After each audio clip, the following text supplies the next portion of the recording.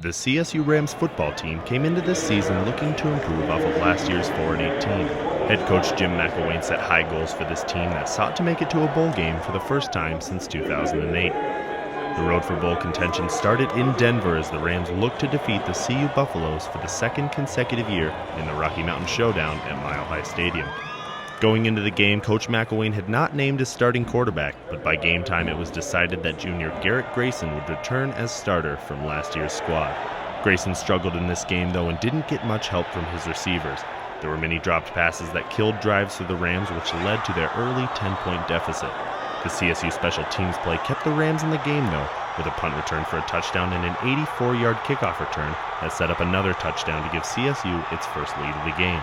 CU, however, continued to drive. The Buffs regained the lead with a field goal, but a costly fumble by redshirt sophomore Capri Bibbs proved to be the difference maker, as CU scooped it up and ran it in for a touchdown. The Rams gave too little too late and fell to CU 41-27 in their season opener. Coach McIntyre, on behalf of Mile High City, we are proud to host the Rocky Mountain Showdown, and tonight we are proud to salute the CU Buffaloes.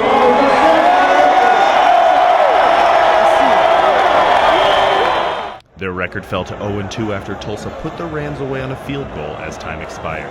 CSU had to work to salvage its season in Week 3 against Cal Poly.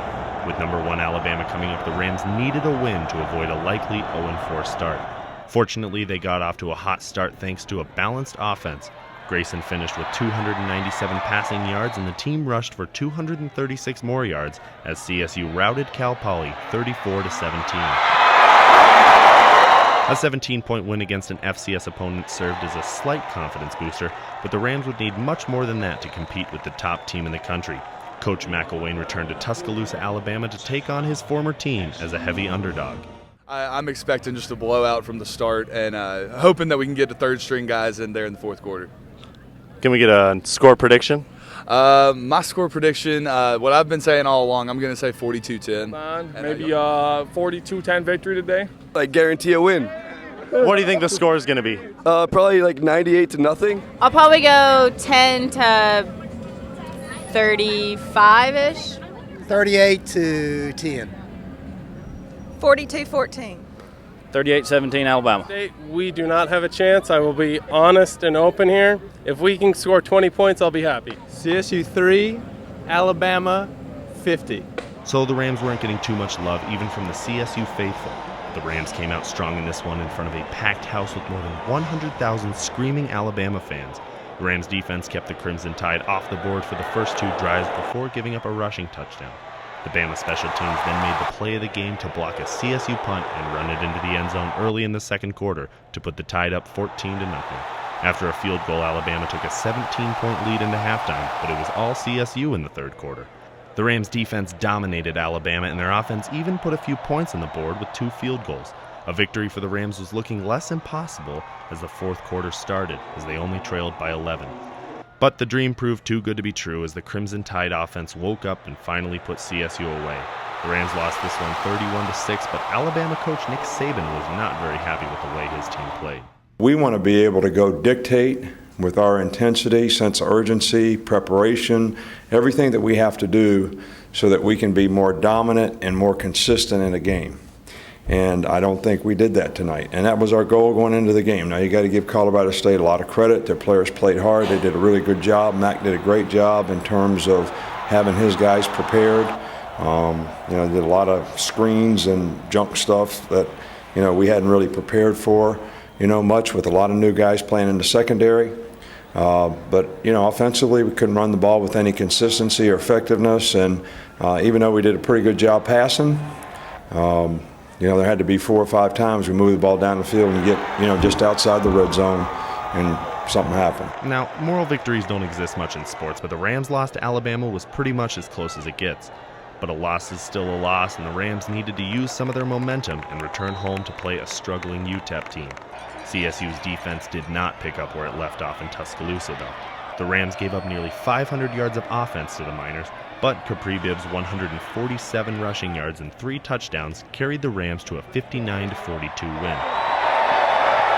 CSU then had a bye week to prepare for its homecoming game against San Jose State, but David Fales and the Spartans proved to be too much for the Rams' secondary to handle.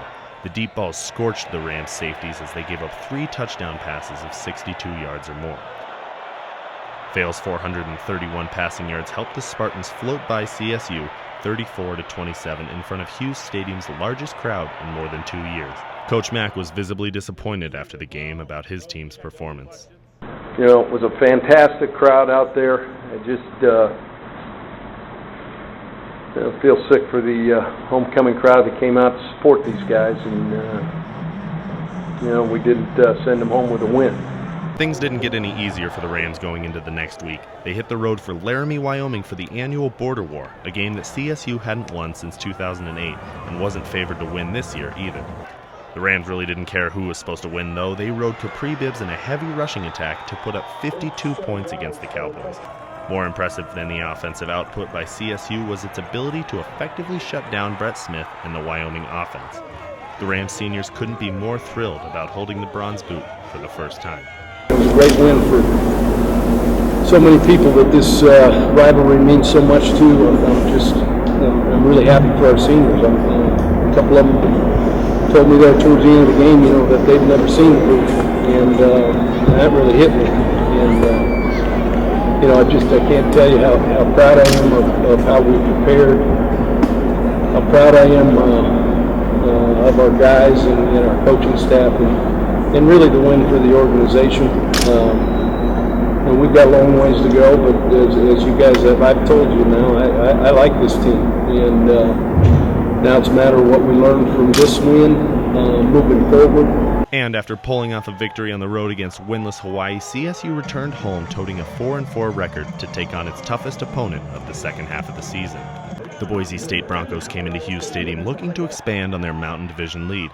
CSU got off to a hot start in this one thanks to a Broncos fumble deep in their own territory. A few plays later, Capri Bibbs rushed it in for his 13th touchdown of the season to put the Rams up 10-0.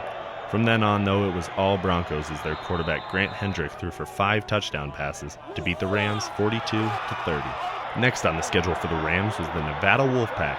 3 years removed from their superstar quarterback Colin Kaepernick, the Wolfpack have struggled to get wins. The Rams ensured that those struggles continued with another attention-grabbing performance by Capri Bibbs.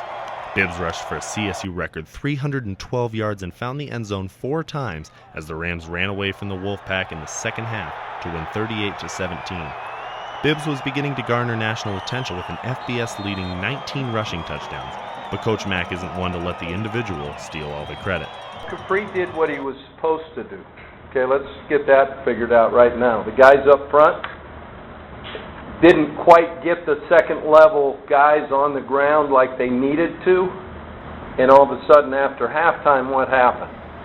They strained a little bit more and created the edge that then once we get by the first 2 waves, the D-line and the linebackers, now that's the easy part. Just go hit your head on the goalpost, and that's what he's supposed to do, and he did it.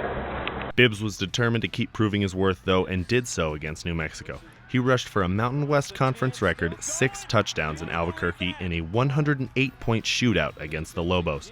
The Rams came out on top of this one 66-42 and found themselves 1 win away from bowl eligibility for the first time since 2008. Still left on the path to postseason play was Utah State. The Rams defense came out and played with a chip on its shoulder after giving up 42 points to New Mexico, but the offense struggled in the cold conditions against the conference-leading Aggie defense. It was a game of field position as Utah State punter Jaron Ventrude pinned CSU inside its own 20 on 8 of 9 punts. The Rams couldn't find the holes in the Aggie defense and slumped their way to a 13-0 shutout loss. Coach McElwain was disappointed that the Rams' offense couldn't back up their best defensive performance of the season. Obviously didn't get anything going offensively. That's about as bad a performance I think I've ever been associated with. So, pretty blunt words from a frustrated coach, but would it be enough to motivate these Rams? With 1 game to go, CSU still needed 1 more win to keep its postseason hopes alive. And what better way to earn a bid to a bowl game than to play in-state rival Air Force, a team that CSU hadn't beaten since 2005. The Air Force Falcons had struggled all season, entering the game with an 0-7 record in conference play. But the importance of a rivalry game cannot be overstated, and the Rams were preparing for an Air Force team that had nothing to lose. But CSU played its most balanced game of the season with great defense and a nearly unstoppable offense. Capri Bibbs was listed as doubtful for the game, but managed to get on the field and power his way into the end zone 3 times, breaking the FBS record for most 3-touchdown games in a season, with 7. Quarterback Garrett Grayson also set a new team record for passing yards in a season as he threw for 395 yards and 3 touchdowns as the Rams soared past the Falcons 58-13.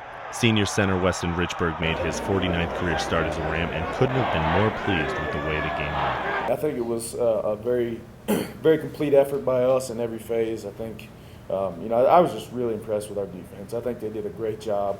They made our job easier, because it kind of took the wind out of their team, because that's how, they kind of rely on their offense to carry them. So without their offense producing it, it made it a lot easier for us. And with a bowl game still up in the air for CSU, Coach McElwain thinks things are looking up for his 7-6 Rams. Just go back, man. I'm just happy for this program, for people in the organization, for the town of Fort Collins, and we got a lot of good things moving forward, and these seniors got a lot to be proud of. And that was a heck of a win and a way to go out.